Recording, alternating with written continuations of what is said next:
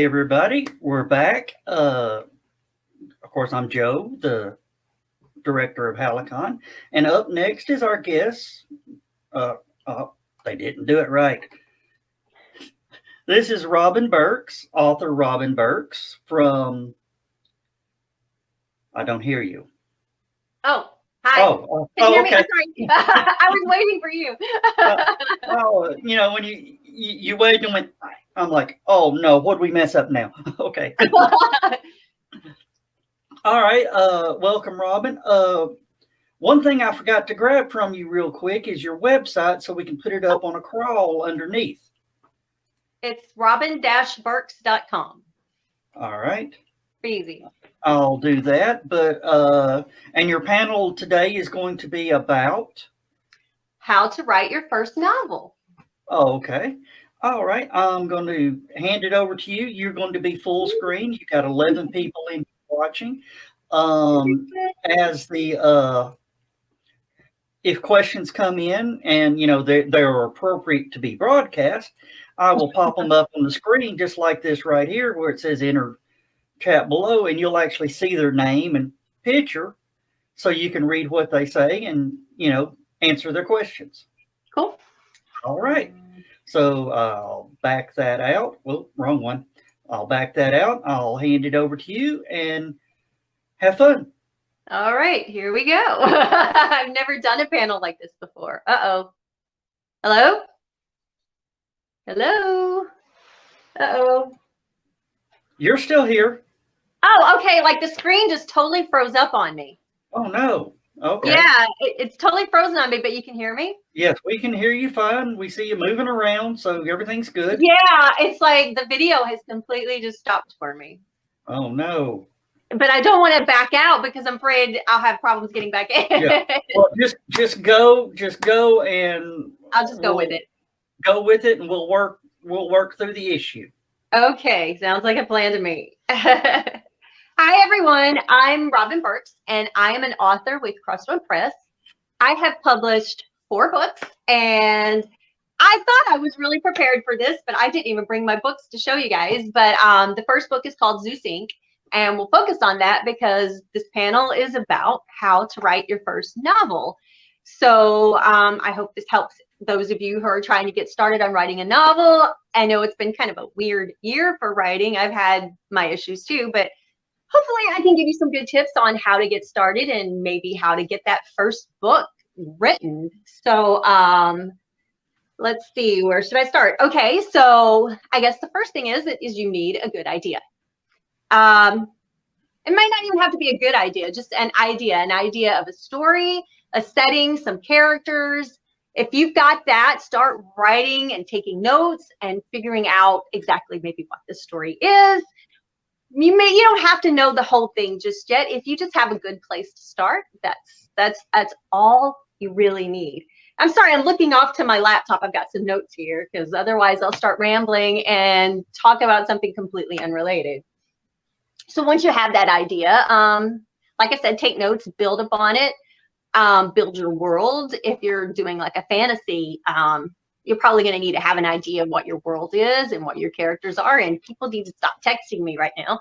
And then, I mean, really, the only thing you have to do next is to start writing. So how do you do that? This is probably the hardest part, is sitting down and writing. And one of the things you're going to have to learn right off the bat is if you're what we call a pantser, or if you're someone who likes to plot. And you might be a combination of the two. And by pantser, I mean, you just sit down, you just throw words on the page, just keep typing, and you write without any kind of outline. You just kind of see where the story takes you. If you're an outliner, you're going to want to know what happens in every chapter. You're going to write it all down.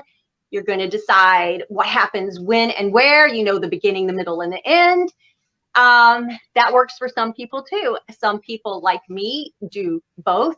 I will start out just typing whatever, and sometimes that helps me figure out the story. And then I start working on an outline once I figure out where the story is going. So kind of decide how you want to get started. If you want to just go for it, and start writing, or if you want to do an outline first. And if you want to do both, that's great too. I guess it is a pretty good idea to know where the story starts and maybe have an idea of the middle, because middles can get kind of tricky, and maybe know where it's going to end or how it's going to end. Now, it might be completely different by the time you get there, but having an idea in mind, I think, is a good place to start. You know, you got to do a little bit of planning. Another thing that you really need to focus on is your characters. Give them some backstories.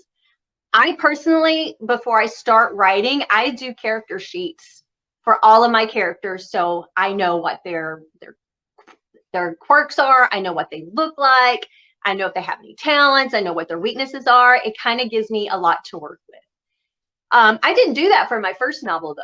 I didn't do that at all, but it's something that I've started doing.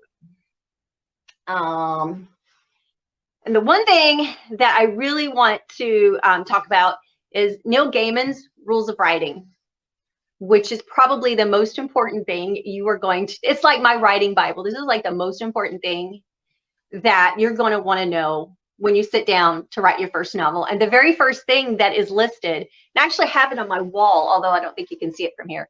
The first thing is to write. And sometimes that's the hardest thing to do. You need to set aside time every day, make an appointment with yourself, and, you know, whether it's 20 minutes or 30 minutes or an hour, or even if you've only got 15 minutes, dedicate that time to shutting down your phone, turning off your computer, getting rid of any distractions that you can get rid of, and write, and do it every single day. And it is so hard sometimes to do that, especially with things being as crazy as they are right now.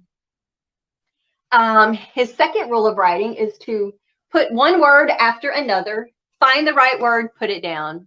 That kind of goes into writing, and it's basically, don't try to think too far ahead when you're actually sitting down and writing. Sure, you know maybe where the story is going or where the particular scene is going, but focus on each word as you put it down, and that's really going to help you, and that's how you're going to get words down. And I find that that rule actually really helps fight writer block. I mean, sometimes those words are not going to be the best words, but that's why it's called a first draft or a rough draft. I'm sorry, I'm saying a lot. Once you have everything written, you know, just keep writing, keep writing, keep writing until you finish it. And that's the third rule, is to finish it. Finish what you're writing. Whatever you have to do, finish it. Even if you have to tack on an ending that doesn't even feel good or that doesn't feel right, finish it. And I've had to do that so many times. That doesn't usually, if I have to tack on an ending or something, I will go back and change everything. But again, it's getting the whole story down on paper is what is the most important thing. What I really want to talk about, I guess, is I don't know if you guys know what National Novel Writing Month is, but it actually starts tomorrow. And I wanted to make sure that I mention this, especially here, because it's a really great program. I wrote my first book through National Novel Writing Month, and it gave me some really good advice and tips and tricks and got me in the habit of writing every single day, that I highly recommend it. And basically what you do is you go to nanowrimo.org and you sign up and you commit to writing 50,000 words in 1 month, which is a lot. But there's a really great community there. You can actually talk to other writers who are doing the same thing, get support, you can get feedback, whatever it is that you need. And it will really kind of help you jumpstart becoming a writer and doing it every single day, and committing to writing a certain amount of words every day, committing to finishing a novel. And basically the idea is that 50,000 words is basically a novel. Your novel will probably be longer than that, but it's a really good place to get started.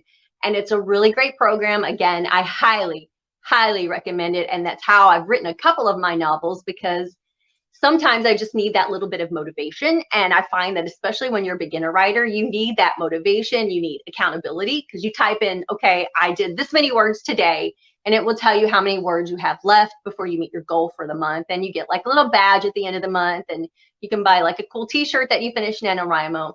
And honestly, if you complete it, if you do 50,000 words in a month, that's a pretty big deal, and you have done something major. It's a major accomplishment. But once you have that 50,000, 60,000, 70,000 words done, once you have what you feel is a complete story, the next thing that you need to do is put it aside. And that is going back to Neil Gaiman's rules of writing. Put it aside, don't look at it, don't touch it, because by the time that you finish it, you're probably going to hate it.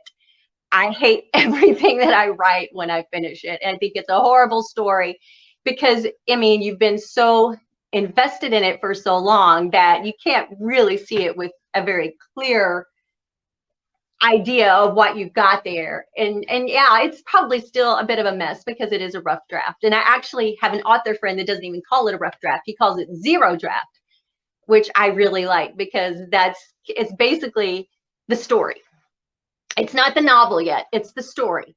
But if you put it aside and maybe take a month or even 2 off, you go back and look at it, you're going to find things in that story that you're going to be like, oh, that's really good. That's a good story. There's some good stuff here. Yeah, maybe it'll need a little rework. You want to go back in and start rewriting stuff.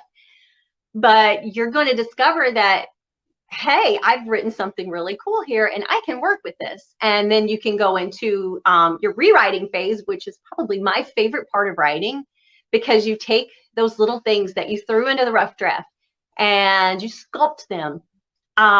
It's like taking clay and creating this sculpture, and you start thinking more about, I guess, plot points. You think more about throwing in extra things like background information. And with the novel completed, you can also even throw in a little foreshadowing if you know how things are going to end. And that is the most fun part, in my opinion, of putting together a novel, is when you start the rewrites. It's actually a longer process usually than the writing, because the writing, you're just throwing the words down on the page as fast as you can to get the story out. But the rewrites are where the heart of the novel comes to life. And that's really your novel right there, is in the rewrites. And so work on that for a while. And when you're done, step back from it, because you need a little space. Every time you work on something, you're going to need a little space afterwards, because again, you get sick and tired of what you've written. That's just how it is. It's just, you know, you've read the same words, your same words over and over and over. So put it aside again, let it sit, and then at some point you'll go back and reread it, maybe tweak a few things, and you know, there you have it. You have a novel, and that's incredible. And as Neil Gaiman says, he says, put it aside, read it pretending you've never read it before. Then show it to your friends whose opinion you respect and who like the kind of thing that you've written. So if you've got a friend that really likes fantasy and you're writing fantasy, have a friend read it and get some feedback from them. Sometimes, you know, you get some really good feedback so that you can fix other parts of the story.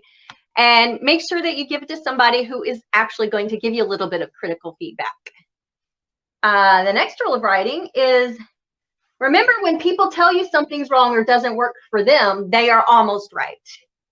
But when they tell you exactly what they think is wrong and how to fix it, they are almost always wrong. So that's kind of a tricky thing to navigate. But if somebody that you're close to, that you trust, with critical feedback says, you know, I don't think this part of the story works for me, and they tell you why, but they don't tell you how to fix it, that's probably good feedback. And it's also very, very helpful, and can be helpful to help you fix some of those things that maybe even you kind of felt was a little off about the story. And up next, fix it. Remember that sooner or later, before it ever reaches perfection, you will have to let it go and move on and start to write the next thing. Perfection is like chasing the horizon. Keep moving. At some point, you have to decide this novel is complete. And don't George Lucas go back and do the George Lucas thing where you're constantly tweaking it. That's just probably going to hurt the story more than help it. Let it go. Put it out there in the wild. Send it to publishers or self-publish it. Get it out there so that people read it. And that really is what will give you your first novel. And it sounds easy and complicated all at the same time, and it really is, but that's what you have to do. The next rule is one of my favorites. It's laugh at your own jokes. Because if you don't laugh at them, who will, right? And I'm not sure why he threw that in there, but I love it anyway. The main rule of writing is that if you do it with enough assurance and confidence, you're allowed to do whatever you like. So write your story as it needs to be written. Write it honestly and tell it as best as you can. I'm not sure that there are any other rules, not ones that matter. And that is his final rule of writing. And you have to start seeing yourself as a writer. Once you start putting words onto a page in your writing, you're not an aspiring writer, you are a writer. And that was some of the best advice that anyone ever gave to me, is that, because I never saw myself as a writer, even though I was writing every single day. Somebody said, but you're writing, you're a writer. And that just clicked with me. So you know what? If you write, you're a writer, you are already a successful writer, because so many people will start stuff and they don't finish it, they'll stop, or they'll just, put it aside and never look at it again. If you're writing, if you do like NaNoWriMo, you're a writer. You don't have to be Stephen King to call yourself a writer. If you write, you're a writer. What comes next? Well, I think we already talked about putting it aside for a little while. And one of the things that you're going to do once you are happy with what you've written, the most important thing that you need to do is get an editor or hire an editor. One, even for like things like spelling and grammar, when you're looking at your own work, it is really hard to catch your own mistakes. And I do proofreading and I still have trouble catching my own mistakes. Having a third party who isn't invested in any of what you're doing, looking at it and looking at your grammar and your spelling, they are going to be able to give you some good feedback. And also, if you get people who aren't familiar with the story, they'll read it and they might be able to point out some little issues that maybe need a little tweaking. Editors are so important, and I highly recommend it. I'm lucky. I'm with a small publisher, but we have a great editing team. And they make my writing so much better. I would be lost without them. So definitely consider editing. And I've seen so many people who self-publish books who don't get editors, and you can really tell in the work. Then what happens after that? You got it edited. Get a cover made. I'm with a small publisher. They do covers and stuff, although I occasionally will commission someone if I feel like someone can do a really good cover for me. Hire a good artist and get a great cover. And I mean, a lot of people will hire artists that do like basic covers that are just like template covers. Whatever you need to do, get a cover that you feel best represents your novel. And then you have your cover, you have your novel, it's been edited, formatted for Kindle, and you might have to hire somebody to do that. Digital books are literally the easiest way to get your writing out to readers. And you can do print as well, but I highly recommend looking into doing digital. Thing is, put it out there. Let people read it, put it up for sale. You're never gonna know that you're a writer until you've actually let people read it, right? And that is the scariest part, especially once you start getting reviews. Reviews are kind of scary. Sometimes you will get reviews from people who absolutely hate what you've done. More often than not, though, it's maybe because it wasn't their type of thing that they like to read. But you will also occasionally get a review that gives you some feedback that you might want to consider for the next book that you're working on, because at that point you're ready to move on. You've got your first novel out in the wild, and now you're working on your second novel. And hey, that's the end of my panel. We've already gotten through the first novel. But I would like to talk about the elephant in the room, which is how to write during a pandemic, because this year has been particularly challenging for everyone, myself included. It's been very hard for me to sit down and write. I even had to shift gears in the summer. What I was working on was not working for me. I was writing a story where people are doing normal things like going to parties and hanging out and doing all these things that, we're not really capable of doing right now. And it felt so disingenuous to me that it just didn't feel, I don't know, I didn't connect with the story because I was literally sitting at home alone in quarantine. I switched gears and I started working on a fantasy novel instead. And that really helped boost my inspiration.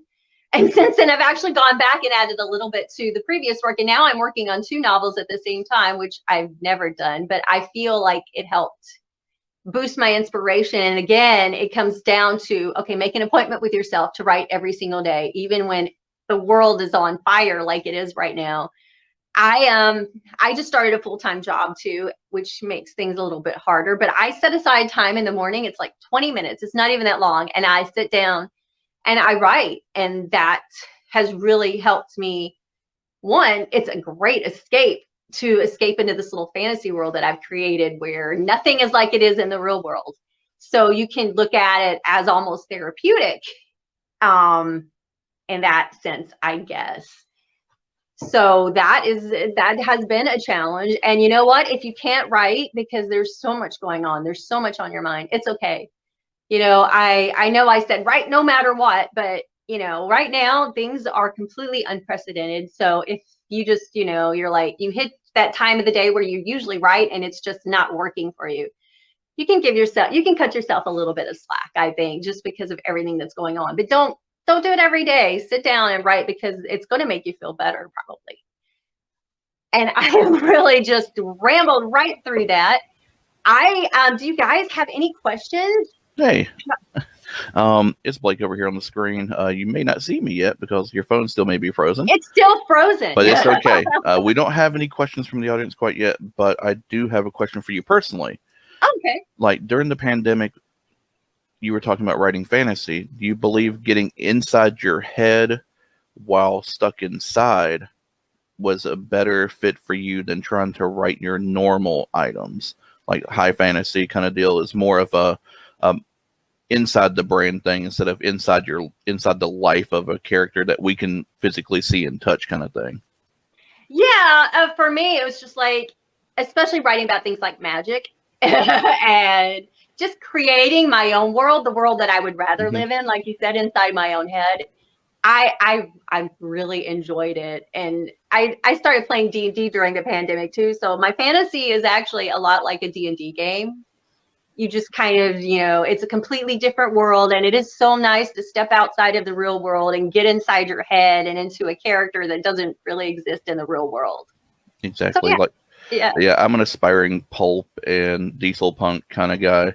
So that's real people doing real things. So I think the whole fantasy idea is actually a wonderful change of pace for most authors, and especially if you've been cooped up for 3, 4, 5 months, like some people have been. And I think it'd be a really good asset to them to, branch out, make up some fun words and some fun creations and, just get to work. We actually have a question from the audience. It's going to be from one of our own, Chris Walker. He asked, have you ever forgot to save your work and lost a lot or even the entirety of your writing? And I'm going to follow up with that. How did that make you feel, if so? Oh, I have been very lucky. The answer is no. I use a software called Scrivener, and it does like an autosave thing every few minutes. And I highly, highly recommend using a tool like that because I also save everything to the cloud and to my desktop. I'm so paranoid about that because I have heard horror stories about writers who've lost their work. I would cry. It would suck so much. Yeah. And even free stuff like Google Docs nowadays literally will save every 15 seconds if you have a good enough connection. So so you're pretty blessed in that scenario. Technology has worked really well for us. Yeah, we one of our fellow co-hosts on a couple of our shows, Carl Witzman, says, "Oh, Chris, that is the nightmares all writers have." Yes, I have had nightmares about it. Yeah, I do a little bit of script writing, and I'm like, did I save this? Did I save this? Okay, let me save this under a different name. Let me save this under draft 2. Yeah, the backup of your backups. That's what I always say. I do that with graphic design as well. In your first set of stories, what level of importance did you put on your characters based on what you've written since then? Do you feel that you gave them justice in the beginning, or do you feel that, you know, the further books in your series and the further books as you go have helped you create characters? Because personally, that's the problem that I have, is character creation. I love creating worlds, but the people inside are a little difficult. I'm just the opposite. Like with the fantasy, I'm having a little trouble creating the world. I've actually had to step back and start working on some serious world building, because I was just going to make it up as I go along. You can't do that with fantasy. You kind of have to have an idea of what your world is like. Yeah. But yeah, different gravity sometimes. I come from an acting background. I've done community theater my entire life. I did rep theater for a while. So I think getting inside the character's head is probably easiest for me than actually, and sometimes I get too far into the character's head. I'm like, oh wait, I've given too much away, that I don't know. But with my first book, I noticed, and especially a lot of my friends, the main character is told from a first person point of view. A lot of my friends say that character is you, and there is a lot of her in me, and vice versa. So I think I have kind of grown a little bit, that some of the characters that I've created since then are not as much like me. Like the character in Madam Vampire is nothing like me. But once I got inside her head, I couldn't get out of her head. All right. Chris Walker brings up another interesting question, especially with this day and age. Do you ever write on paper, or is it all typed? I'm a technology freak, so I type pretty much everything except for notes. I keep like a notepad pretty much in every room in my house, and pens when my cats don't run off with them. I take a lot of notes by hand, and like with the fantasy I'm working on, I drew like a little map by hand, and I will wake up in the middle of the night after having a dream and literally start writing down notes. That's so wonderful. I do a lot of my note taking by hand, but when I'm writing, it's typing, because my brain works a lot faster than my hands do. So when I'm typing, I feel like I can actually keep up with some of the ideas as they're flying through my head. All right. We have a comment from a John Gibson Blender. Having a wife that is an author, let me tell you that when she forgets to back up, it's pretty hard of the husband as well. LOL. Oh, that is not a happy house. Not at all. Let's see here. I've had tons of ideas for books and, you know, character-driven things. Do you feel that I forget how they use it in literary terms, like in your first book, the I stories, like the narration from the first person point of view is an easier way to write versus having an omnipresent narrator per se? For me, especially when I started out, it was a lot easier to focus on that first person point of view. It just came naturally to me. It was like so easy. I'm writing some third person now, and I'm more comfortable with it, I think, than I would have been when I first started that first novel. The first novel, I think, when I first started writing, I tried to write it from third person, but it didn't want to be told that way. Gotcha. And I mean, the main character is like a detective, and I have this classic like noir detective idea in my head. And so, you know, it's always kind of first person point of view, and you're thinking of the detective telling the story. Yeah. So that's kind of how it happened. But I did find that it was easier writing from first person, especially with that first story. I totally agree. I have some notes for something I want to work on. I think is going to have to be first person, just because, you know, touching objects and looking at things, and, you know, right, the feeling of, you know, elements and things like that comes a lot more personable. I guess that makes sense in the first person to the person reading. You really get inside that main character's head when you write from first person, I think. Exactly. I'm just making up the questions as I go along, so give me a moment here. Let me run through my head, because it's still kind of early. I thought I had plenty of material, but I'm like, all right. Really, the most important rule is to just write. So. All right. Chris Walker actually says, my problem is coming up with names for characters, places, and things because I don't want plain names like John. I use random character name generators, just Google like character generator. You can get so many good names like that. And I might refresh it, and then something might pop out at me. I'm like, that's the name of my character. That's actually it's an really awesome thing. helpful. Yeah. I mean, there's like D&D generators, there's fantasy name generators. I think there's even sci-fi ones. There are all kinds of good tools like that help a lot. That's awesome. Let's see. We've been through the technology of writing. We went through 50,000 character minimum for, a good, firm, shake a stick at it size book. Let's see. You don't have to be George R.R. Martin to write a novel. If it's 50,000, 60,000 words and you feel like the story has been told, then that's I think sometimes we concentrate so much on word count that we forget that the most important thing is that the story is told and that it's told correctly. And sometimes you can do it with less words. Do you believe in a series of novellas to tell a story rather than one novel, perhaps? Sure. Why not? If that's how you feel the story is best going to be told, do it that way. I mean, it's your decision and it's your story. So you should have that decision. Because Friends of HallowCon has a writer friend of ours that specializes in the novella now, and I think that is really his niche now. Is he hits about 25,000-30,000 words, and it's almost a good sized novel, but it's bite sized enough that you can, like, the audiobook is 2 hours and some change, I believe, and like you can go through each of his audiobooks and you could hit it in a day and you would have his whole catalog. But the way that his stories are, you end up taking a piece one week, taking a piece another week, and then over the course of like 3 months, then you have everything. So I think that would also be a wonderful thing too. Split it up as you feel fit. You agree? I'm getting to where I prefer shorter stories anyway.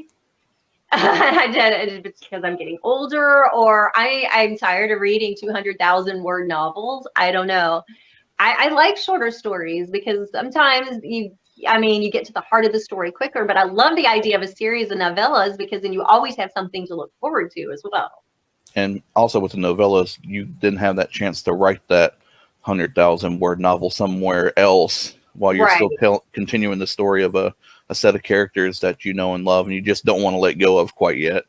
Yeah, exactly. All right. We actually have a piece coming from YouTube right now from a Miss Ruth Jackson. It says, my issue is that I'm way too verbose and I'm prone to tangential episodes, we'll say. Hence my sticking to editing for others.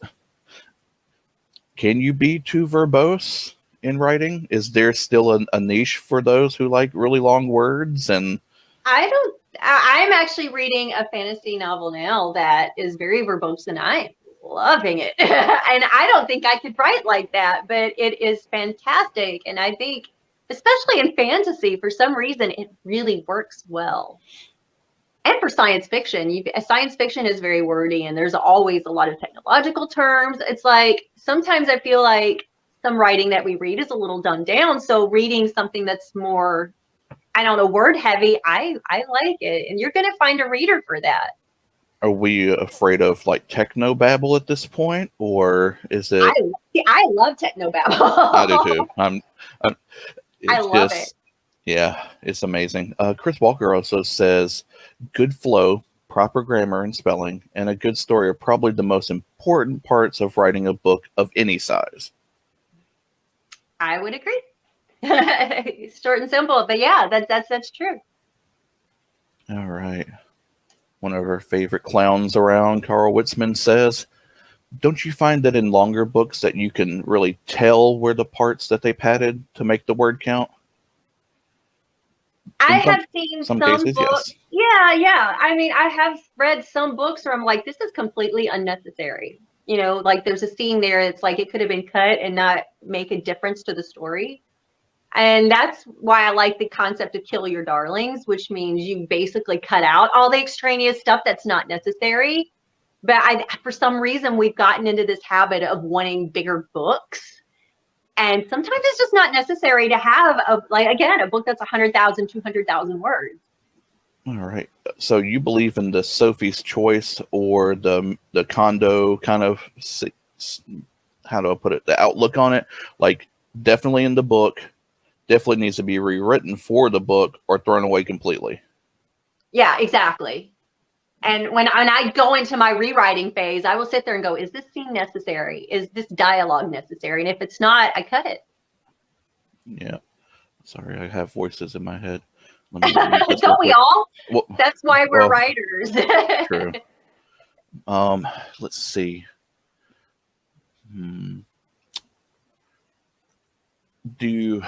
I'm learning how to be a costumer. I run a character for a group called the Impossibilists. It's a paranormal, time traveling, out of time adventure kind of thing based on some novels a friend of mine wrote. How flattered would you be that if someone walked up to you with a cosplay of one of your characters from your book? Are you descriptive enough for that to be done? I would cry my eyes out. I would just like flip out completely. I would love it, obviously.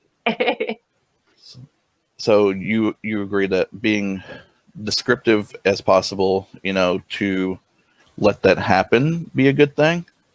Yeah, possibly. I mean, I'm pretty good about describing what my characters, I think, look like, but still leaving enough up in the air so that the reader can kind of decide for themselves. But like with Alex Groshon in my Zeus Inc. novels, she's got, curly blonde hair, like we're talking River Song, and I feel like I've described that pretty well. And she's always wearing like a leather jacket and boots. I think I describe her enough that if somebody came up to me, I would know that, hey, they were cosplaying her. I'm sorry, I'm preoccupied a little bit. I see someone pumpkin carving in the green room, so we're missing out on something fun. Yes, happy John. Halloween. John's gonna hop in for a second and pumpkin carve while we ask questions. I'm okay with that. Let's see. Let's see what we got up here on the. Okay, there we go. Oh, wrong one. Hang on a minute. There we go. He's gonna pumpkin carve while we. I don't while know we the ask much questions. so my screen is still frozen, but now that I know somebody is pumpkin carving, I'm happy. There is a back and forth going I come up on. with a name for my pumpkin. I'm gonna name him Procrastination. Ah, nice. I've been sitting here staring at this pumpkin for a week, trying to figure out some, incredibly artistic carving to do, And we got the and it classic. just didn't sing to me. So I went with the classic. We have a little bit of a back and forth going on between Ruth and Chris. Ruth is like, well, another reason I edit is I'm way too good at the editing process not to, to do that as a person. And then Chris is like, well, then put it over to someone else that will give you honest feedback. And then, verbocentric, would be the writing style then. And then, of course, we have Miss Susan that's congratulating you on a great costume, which is really awesome. We actually have our first cosplayer.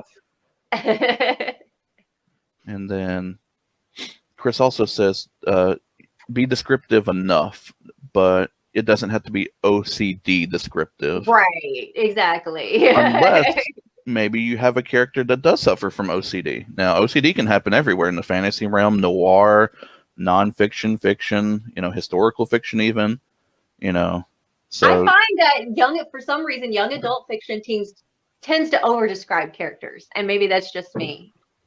But a lot of the young adult stuff that I've read, the characters are just described almost to every little detail, and I think I want to leave a little bit up to the reader's imagination so that maybe they can put themselves in the character's shoes. I try to leave a little bit. Yeah, I do a ton of audiobooks. Forever I rode the bus system going back and forth to work, and I would have 2 hours to myself to do whatever I wanted to. I think I listened to like 41 books last year. Wow. Which is nuts. But yeah, I listen to a lot of YA, and yeah, they'll describe what color shoes they're wearing on the day and everything. And I'm like, well, it's okay that he wears outfit. Yeah, it's okay that they wear sneakers. Just leave it up to us to figure out which ones. Well, it's like Harry Dresden. I mean, it's like he's not overly described, but if somebody dresses up like him at a con, I immediately recognize that's Harry Dresden. Down to the stripe on the shoes and the buckle and everything else. Yes. there's a speck of dust on the one toe of the shoe. Yep. And it's like Yeah. this little fleck of silver, and you knew it was him. Yep. Yeah. Yeah, I agree. I agree with Chris. Be descriptive enough, just don't go overboard. Yeah, don't get lost in the description. What are some common fears that you've encountered as a writer, even with books now? I'm pretty sure you have these things that go on, little butterflies, little afterthoughts, and sometimes before thoughts. Every time a book gets published, there's a fear. It's like, oh no, what if it's really bad? It's like, Well, what are you considering really bad, though? Like, are you considering, like, I know people that have self-published that probably have a handful of sales and they're happy with it. They're like, oh, someone bought my book. That's great. But are you afraid of sales? Or are you just afraid of someone not liking you as a person at this point? We're going to get pretty deep here. Ooh. So. I haven't reached that point. So hopefully, I think like the worst review I ever got was somebody complaining about the cursing in Zeus Inc. I think that's a thing on the internet, because literally, yeah, it's like, yeah, I mean, it's everywhere. perfectly clear. This is an adult novel. And Alex has a mouth on her, and that's just who the character is. And they're like, nobody curses that much. I'm like, oh yeah. I was in the military. Exactly. John, every other word John knows is a cuss word now. Probably 2 or 3 different languages too. Yeah. Those are motivational euphemisms. Thank you very motivational much. euphemisms. Yes, sir. Yeah, and they're like, well, you could come up with better words. I'm like, this is how my character thinks. It's like, F word this, F word that. That's her. All right. We got Susan's jumping back in. Says, I like a good balance of description, enough for my imagination to have a jumping off point. I like that. Yeah, exactly. And that's what I try to do, is give enough description that the reader can then fill in the blanks and kind of imagine it themselves. I mean, that's the beauty of reading, is that the story is tailored to you. Exactly. And Chris Walker chimes in once again. Thank you, Chris. In looking for a publisher, what advice would you give for a first-time author? I would look at some smaller publishers. I have actually sent my first book to a big house, and I actually got a reply back that they didn't know how to market it. And that was weird. I'm like, oh my gosh, I have a middle-aged woman character who is, I don't know exactly how to take that. So I'm like, you know what, whatever. And I'm like, I'm just going to hit up some smaller publishers. So I kind of Googled, and I sent the book to a group called Biting Dog. And they've actually worked with Neil Gaiman, who, I don't know if you can tell, is my absolute favorite author, and he gives the best writing advice. Follow him on Twitter, because he really does give great advice. And if you want a mind bender, like the Sandman novelization is insane. I just finished that. I haven't listened to the audio yet, and it's on my list. I'm making a road trip in January. I'm like, I know that's going to be your road trip. So do not crash the car in the middle of the book. That's all I can say. I am like a massive Sandman fan, so I am so excited. It's amazing. But there again, first time novel, you may not write Sandman. You may write just Sand or just Man at that point. That's how it is. And the thing is, the more you practice the muscle, as they say, the better you get at it. And my last novel, Madam Vampire, is the one I think I'm the most proud of. And that's always usually the case, is the one I've most recently gotten out there is the one I'm most proud of, because I really feel like, one, I kind of stepped outside of my comfort zone in writing that. And I wrote a story a little different from what I'd written before. But I've actually gone back and looked at it and read scenes from it. I'm like, I still think that novel is so good. And I'm usually not like that. Sometimes I'll go back and read something I wrote, and I'm like, and it's probably something a reader will never even catch. But it's different when it's personal. It's definitely your coulda, woulda, shoulda situation. Right. Exactly. Actually, in the background that not anyone can see that I can't post up, Joe, who should be taking a nap right now because he's been up for like 2 days now. How would you react if a cosplayer had a different interpretation of one of your characters and showed up to hang out with you? I'd be cool with it. I mean, I've done the same thing as a cosplayer myself, and I think that kind of gives me a unique perspective on it. So yeah, I'd totally be cool with it. Yeah, That's basically saying, I mean, that's somebody who was inspired to create something based on something you created. So that's pretty cool. oh yeah. All right, let's see here. See what I can come up with. Let's see if anybody in my Facebook is chatting with me real quick, because sometimes I get messages in my Facebook chat. Okay, nothing quite yet there. Okay. We have about 12 minutes or so before we got to run the next set of commercials. Is there any advice that you can give a very introverted person to seek out new authors, new adventures in writing? I'm an introverted person, so, I'm not sure I'm understanding the question though. Like, I really like Stephen King. I'm only going to read Stephen King. Oh, I only like Dean Koontz. I'm only going to read Dean's novels from here on out because someone introduced it to me when I was really young. And, you know, do you go out and, like, I've literally done this. I have a collection of books of literally, I walked up to an author. I had no idea what they were writing. And I said, yes, I will buy your book. And I read it. Oh, yeah. Some I enjoyed, some I didn't.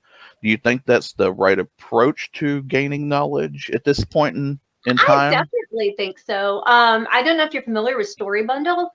I have found some of my favorite writers through Story Bundle and writers that I still follow. And what's great about it is you can get like 20 novels for name your own price or whatever. And it'd probably be our authors you're not familiar with. But there are so many good books that I've found through Story Bundle. And I do try to get out there and read more than just Stephen King, more than just Neil Gaiman.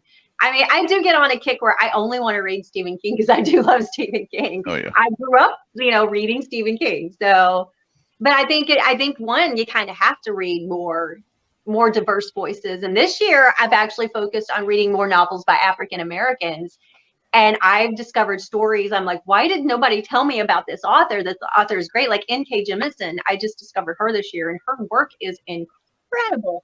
I had not read Octavia Butler until earlier this year, and now I'm just like trying to read everything that she's written. Mm-hmm. So yeah, definitely go out there, seek out new voices and new kind of writing, because you're going to find something that might just blow your mind and change your mind on everything. Yeah, I heard this author named Robin Burks is pretty amazing too. So maybe cool you can go to that website. I think it's robin-burks.com to get more information about the author and her books.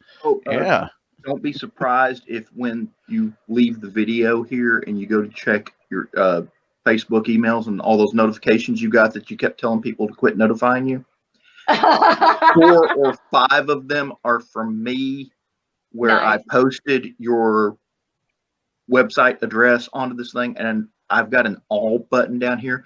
So we've got 3 HallowCon pages, a YouTube page, and a Twitch. The Twitch page. It posted to all of them. Mm-hmm. Nice. So your website's If you were everywhere now. monitoring any of those, that's where those pings came from. Awesome. I'm okay with that. Let's see. Sell. Let's see. Sell those books. Sell the books. Buy my book. Buy everything. All right. Let's see. Chris jumps back in one more time. Discovering new to you authors and enjoying their work is like opening presents on Christmas Day. That's a really good euphemism. I love that. Yeah. That is exactly it. That makes a lot of sense, honestly. Let's see. We've got time for about 1 or 2 more questions, unless it's really, really deep. So I want to hold out for just a moment, see if someone can jump in and give us a little tidbit for the road. Amazon Prime Reads is also really good. I think they're still doing the First Reads program. If you're an Amazon Prime member, they send me an email every month, and they have like a list of books that you can read for free that have just came out. Mm-hmm. I've discovered some really good stuff through that too.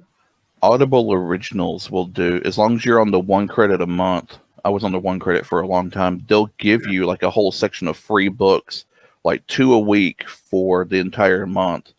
And they did like an African American series of books for February. They did like young adult for another month. They did history for a month. Like I got this one space audio book that's like 19 hours long because it's like 6 episodes. Oh wow! And it's like, and it's amazing. And So, I will occasionally read outside of a genre too when it recommends a book. Like I read some historical fiction, which is not my usual jam, but I ended up, mhm. falling in love with the author. And I'm like, okay, I got to read more of this.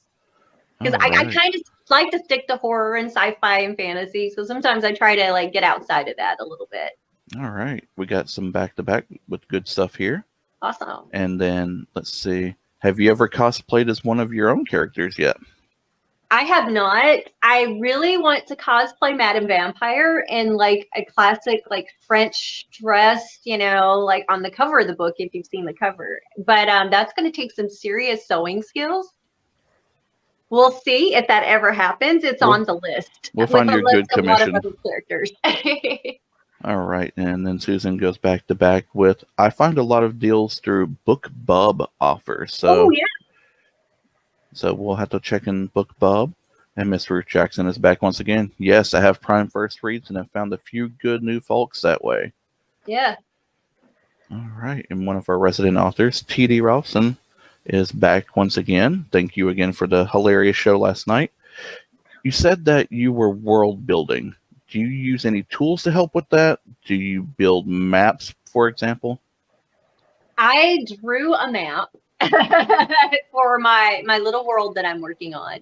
And it's kind of loosely based on the United States because I'm kind of sticking with what I know, but then I'm just adding like fantasy elements to different things. But it's not shaped the same way, but it's kind of giving me an idea of how to do some world building. I haven't really looked into any tools or anything yet. This is the first fantasy novel I've ever tried to tackle. And as I started writing it, I realized I had to do a lot more work and I really needed to kind of buckle down and figure out the world before I started writing it. So I'm open to recommendations for some tools that might help. I'm actually trying to look for them right now. I don't know if I've stacked them away in a box. It's like I already decided I might start rolling dice like I do in D&D, just decide certain things. I will actually send you a video. Do you have great. you have a bunch of dice? Yeah, I do. I have a lot of dice. Okay.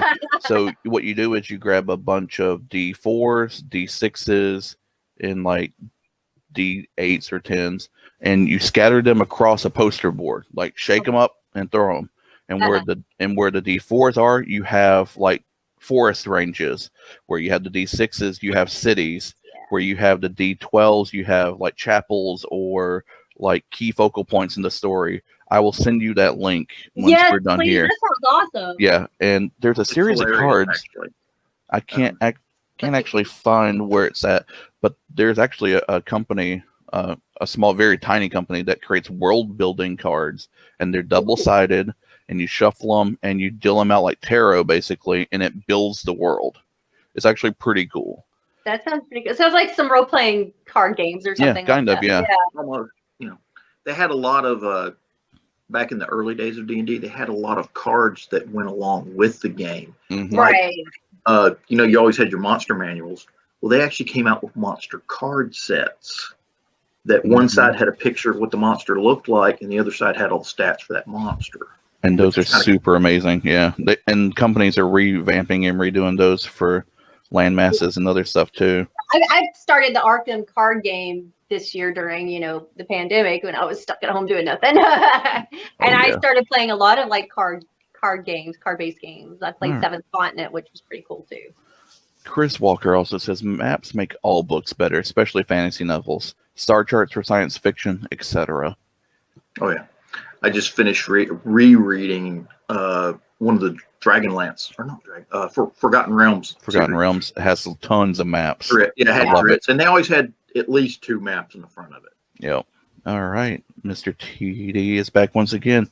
I've heard others using random tools, but I've also heard you need to use a little common sense to protect from the odd transitions. It's D&D. It's all odd transitions. Yeah. This is true. I think he's talking about writing there. Yeah, common sense goes a long way. I know you would agree with that. You don't want to. I think that, you can write the transitions. It just kind of gives you an idea how, figure out how to get from point A to point B. That's your job as a writer. So. All right. And Miss Ruth Jackson steps in once again. Says, Beauty and the Beast costume shop is one of 3 only good things about Red Bank, in my opinion. And it is awesome. So Yeah. that is probably a place you need to look into for your dress, possibly. Cool. Susan I would Stringer. make it. I like to sew, so I would make it because I like to torture myself like that. Oh, sequence and everything. You're a famous writer. Torture other people. Torture You've other got the people. costume for it. I love costuming. It's just another form of creativity for me.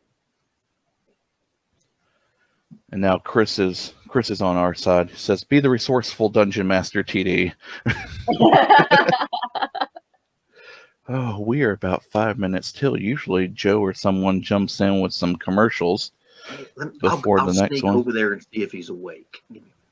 His producer's slot is turned off, so I can't see him anymore. So I am going to end up heading over to the brand. Joe, wake up!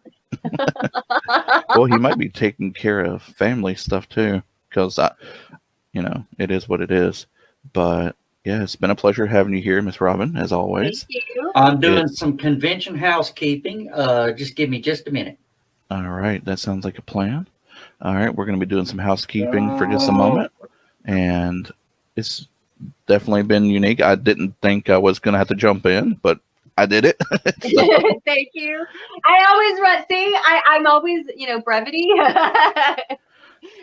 Yeah, my first panel. I edited a lot of that down. When you ask me to talk, it always comes up shorter than I expected to. Yeah, I am a stickler when it goes to panel lengths. I literally type everything I need to say out, leave a little bit of jovial space in between some things, and I literally record myself doing it at least twice. I need to do that. I'm not a public speaker. I'm usually pretty shy in public, so it ends up being me recording myself in a booth for like 48 minutes and hopefully having 12 minutes of hilarity in between. So.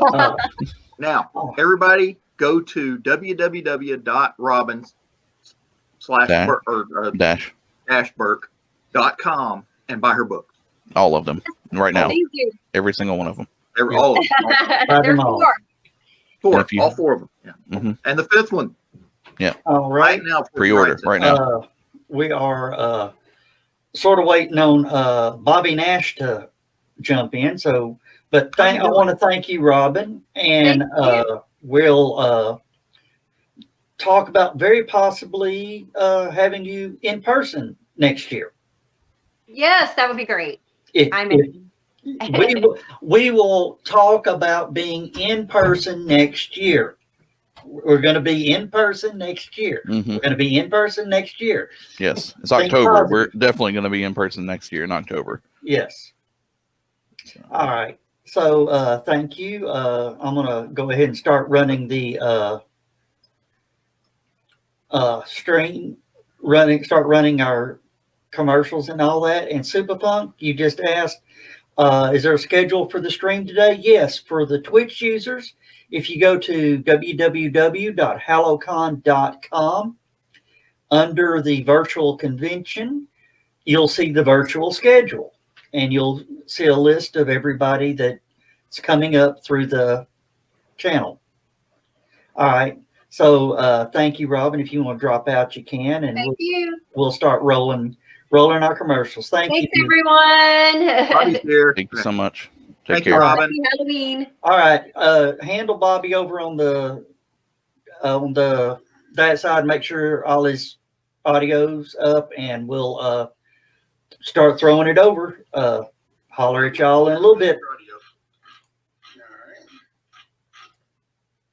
Okay, let me find the buttons I got to push. All right, let's cover this right here. We'll see y'all at the top of the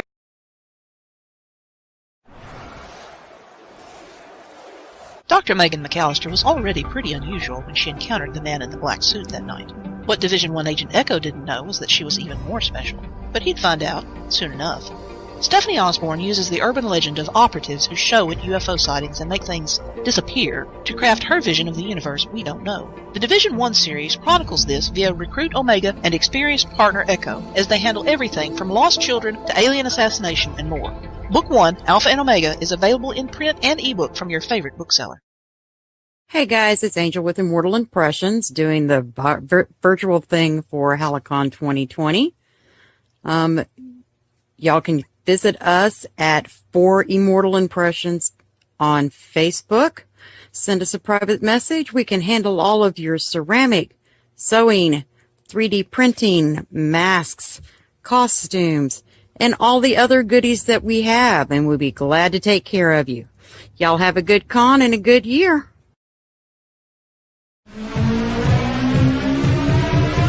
This is the Legend of the Traveling TARDIS.